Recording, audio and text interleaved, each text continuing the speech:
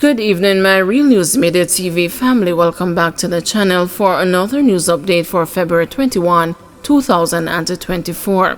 And in the news this evening, ex-boyfriend accused of setting Alicia King on fire captured. The ex-boyfriend of burned victim Alicia King, Antoine Gray, has been captured by police during an operation in Central Village, St. Catherine on Wednesday. Gray was apprehended hours after he was listed on this week of the Jamaica Constabulary Force's Wanted Wednesday.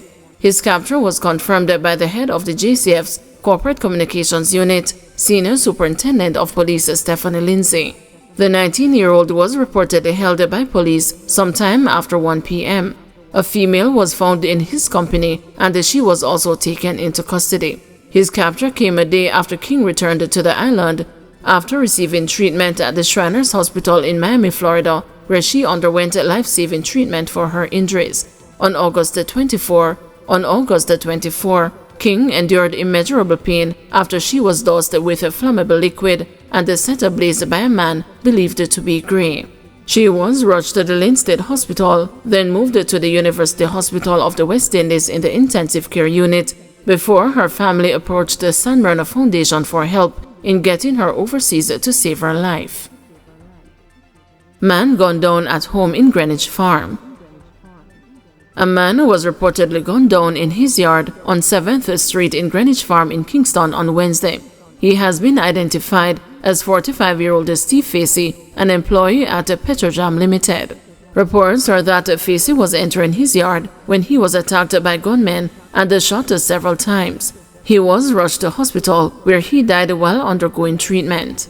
His sister told the news that she believes Facey was targeted by the assailants. So I don't know why them come do it, but them specifically target him because, and I like him did amongst no group of any person. Him did just open him gate, him back gate, and I guess them know that him do that and come kill you. People just kill you for any little reason why them want to kill you. But I know them target him. It's just a youth who ever want to work, loving, caring, concerned, but him, not only him immediate family, him extended family, because say when them family and she can tell you, him just concerned about everybody. Yeah. The only thing I want him to do just do no parole pan road so. And because through sometimes you say you know nothing, you want to go here and there.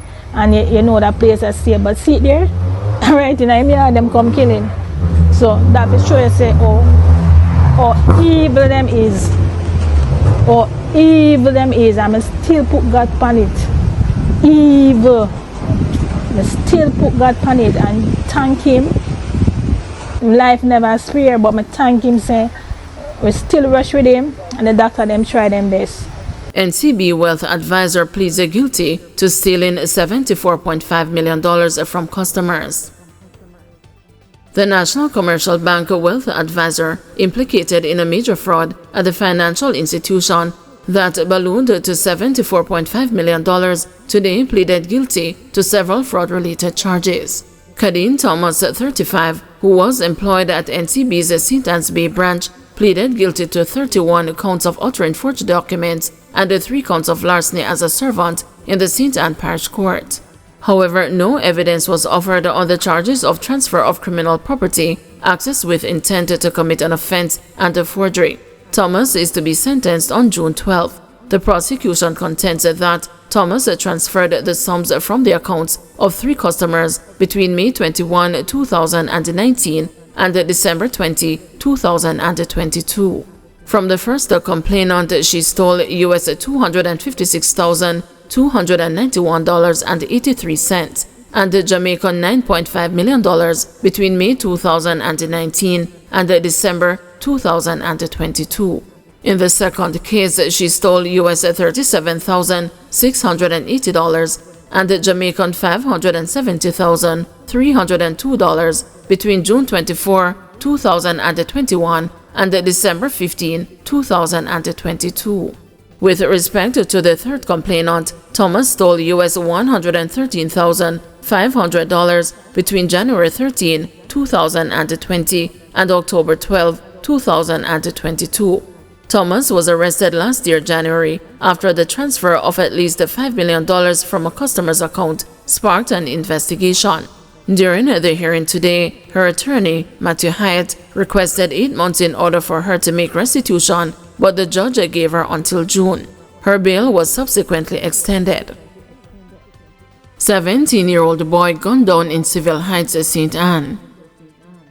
A 17-year-old boy was fatally shot in Civil Heights, St. Anne last night. He has been identified as Deshaun Gordon, otherwise called Deshaun D, of Civil Heights.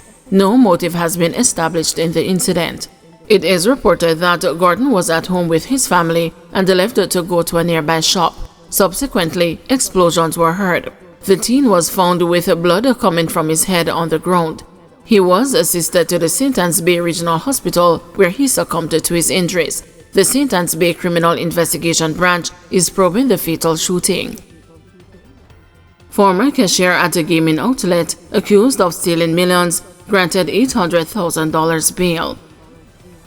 A former cashier at a gaming outlet accused of stealing $2.6 million was on Tuesday offered $800,000 bail in the St. Catherine Parish Court.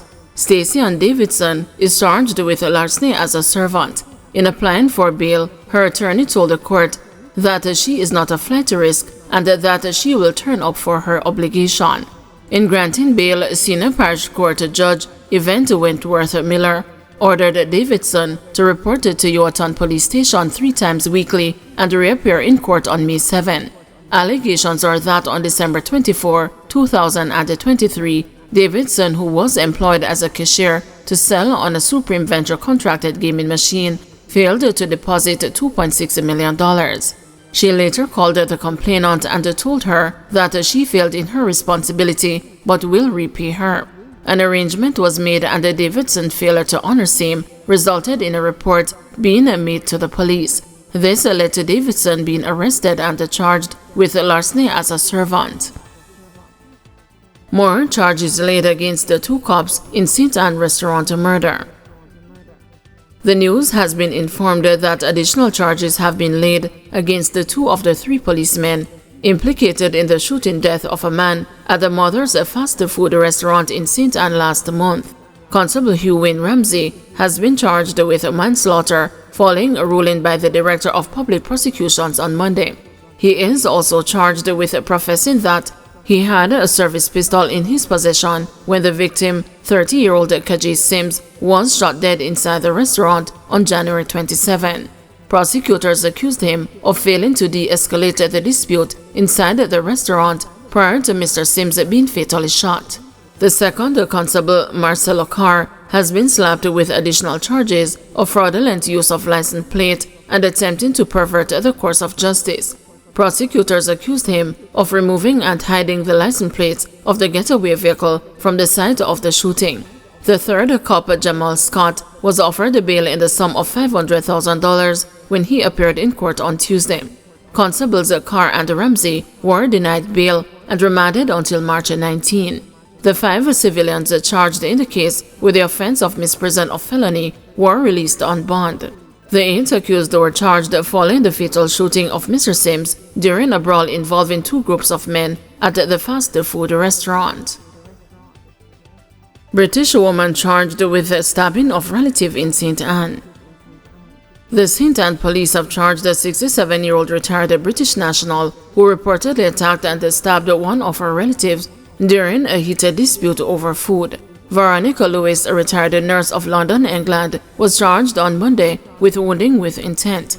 It is reported that on February 17, Ms. Lewis and her 24-year-old relative, who is also visiting the island, got into a heated dispute after Ms. Lewis accused her of removing and eating a plate of food she had left in the refrigerator without her consent. During the dispute, it is alleged that the retiree used a knife to stab her relative in the chest and slashed her in the face. The incident occurred in Douglas Castle. Ms. Lewis was taken into custody after a report was filed with the police. Man found shot to death at home in St. Elizabeth. The body of 51-year-old Winston Armstrong was found with bullet wounds inside his house in Thornton, St. Elizabeth on Wednesday morning. It was reported that residents heard explosions on Tuesday night but did not immediately alert the police. No motive has been established for the killing.